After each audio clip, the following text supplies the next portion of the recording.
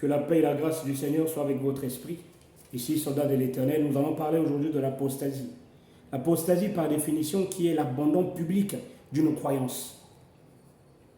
Alors, le but de l'apostasie, c'est de te pousser à régner la foi en Jésus-Christ. C'est juste un petit jeu de rien du tout qui peut sembler banal, mais qui te coûte toute ta vie et te fait perdre le salut. Lisons Jude 1, verset 4. Que le Seigneur bénisse sa parole. Car il s'est glissé parmi vous certains hommes dont la condamnation est écrite depuis longtemps. Les émissaires du diable, les faux pasteurs, les faux prophètes, les faux apôtres, les faux évangélistes,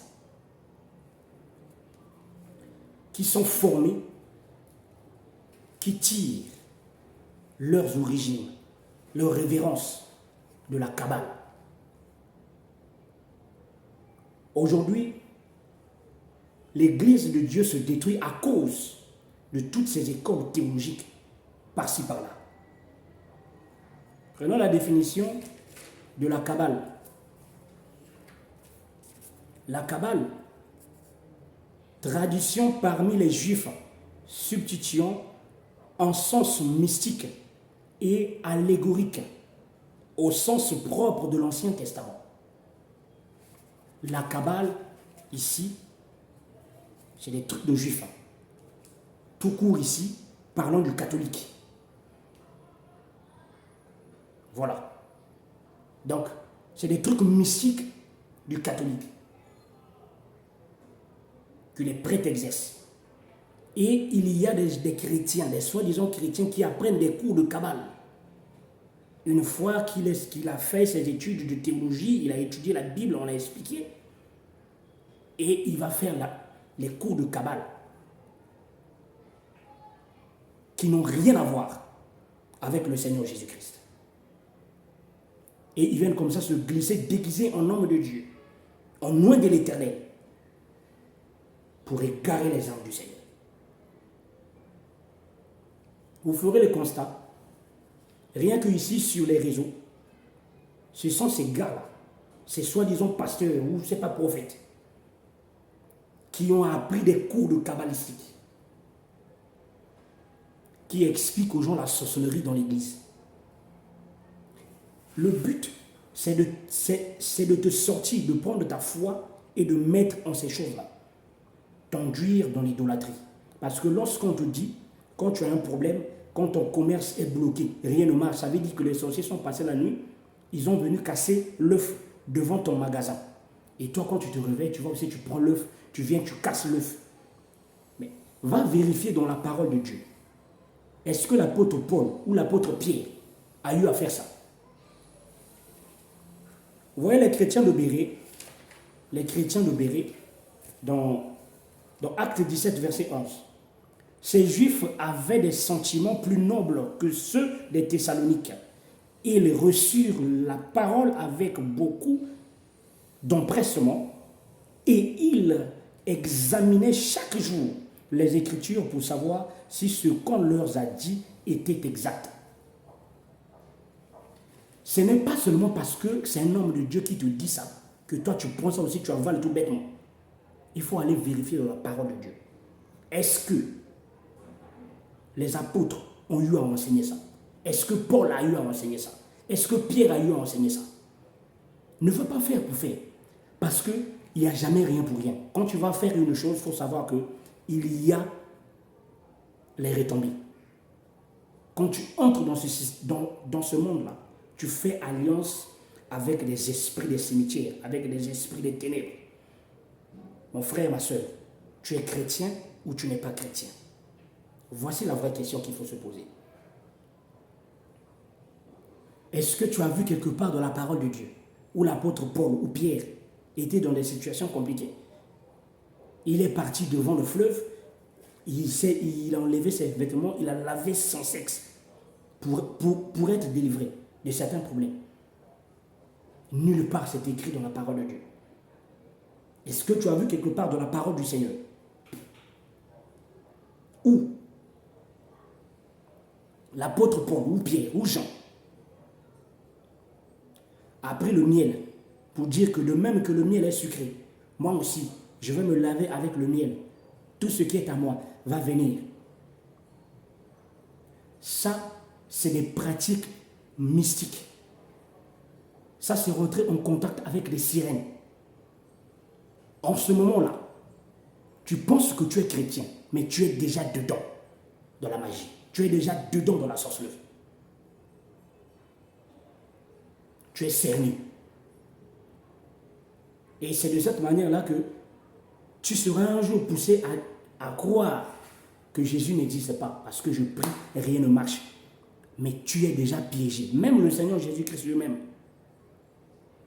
son pèlerinage terrestre ici, était piégé. On cherchait à le piéger pour qu'il puisse tomber dans l'erreur devant tous les hommes. Parce que le but, c'est de te pousser de régner la foi au Seigneur Jésus-Christ publiquement. Et quand tu acceptes ces prédications-là, tu acceptes ça, tu intériorises ça au-dedans de toi, tu as régné la foi au Seigneur Jésus-Christ sans le savoir.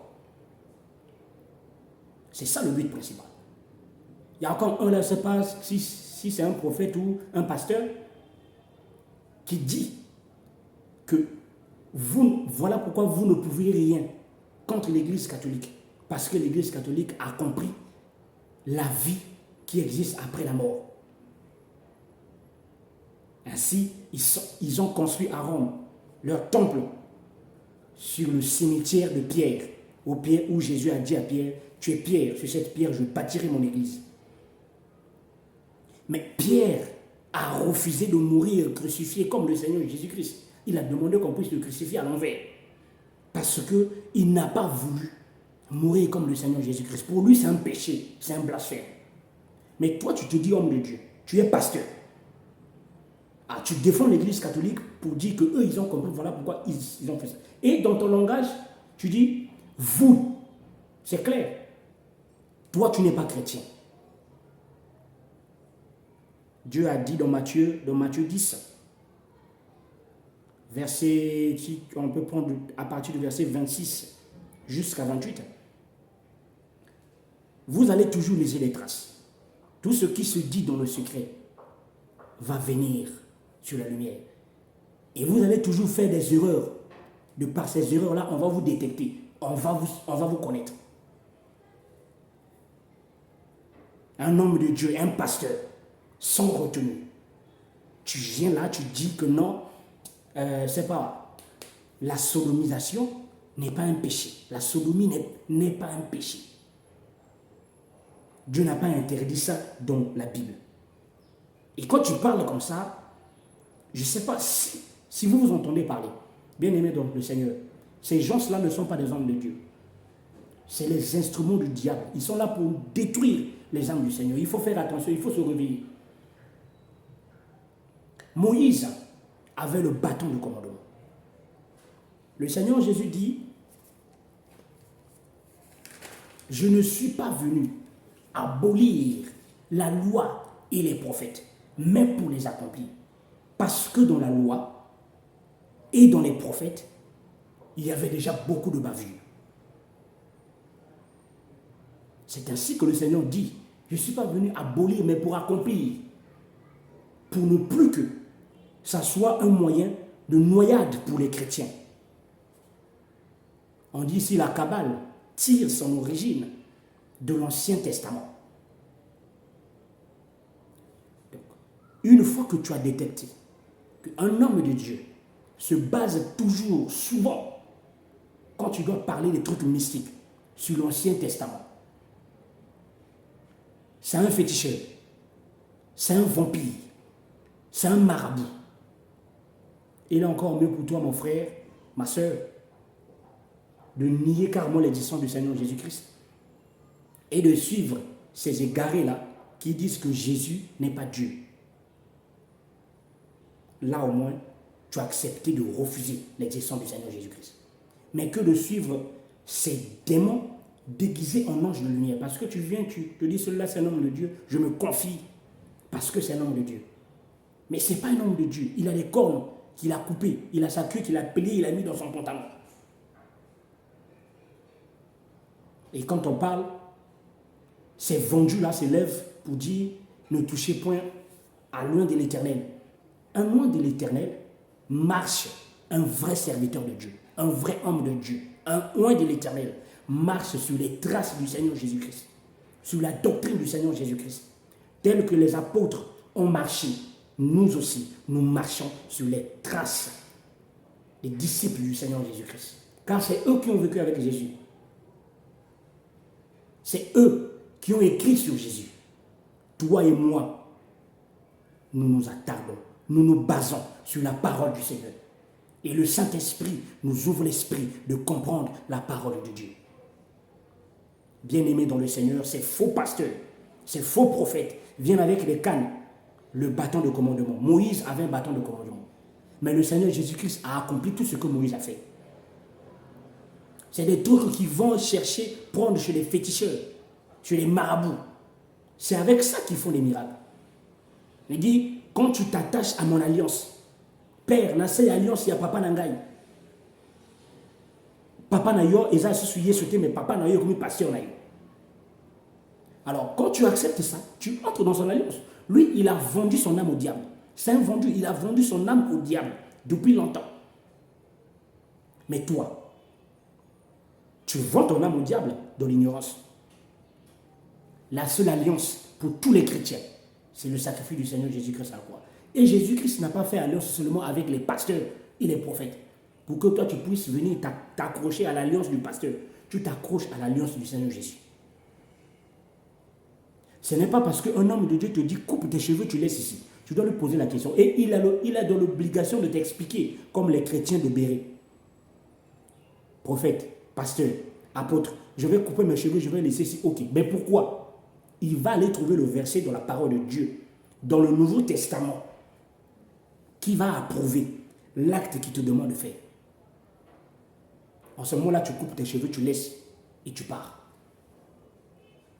En ce moment-là, tu vas devant le fleuve, tu vas laver ton sexe. Ou tu prends le miel, tu te laves. Ou tu prends le sel, tu te laves. L'Église catholique, c'est la colonne vertébrale de l'antéchrist, de la sorcellerie dans l'Église pour détruire et pour combattre la doctrine du Seigneur Jésus-Christ. Alors toi, un homme de Dieu, tu vas comme ça défendre le mysticisme de l'Église catholique. Bien-aimés dans le Seigneur, comprenez, l'heure est grave. Il faut se lever et faire attention. Car tu vas pactiser avec le diable sans pourtant que tu le saches. Que toute la gloire soit au Seigneur Jésus-Christ.